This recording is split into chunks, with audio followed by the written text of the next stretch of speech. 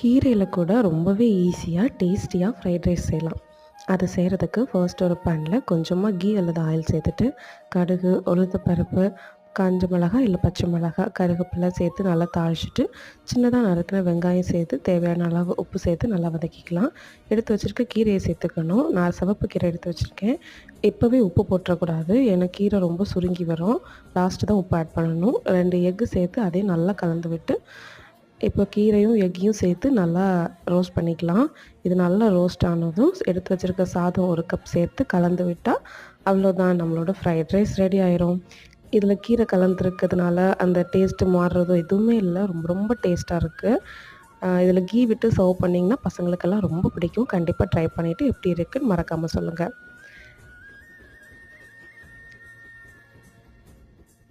இந்த மாதிரி kids healthy recipes and வீடியோக்களுக்கு சேனலை சப்ஸ்கிரைப் பண்ணிக்கோங்க. Thanks for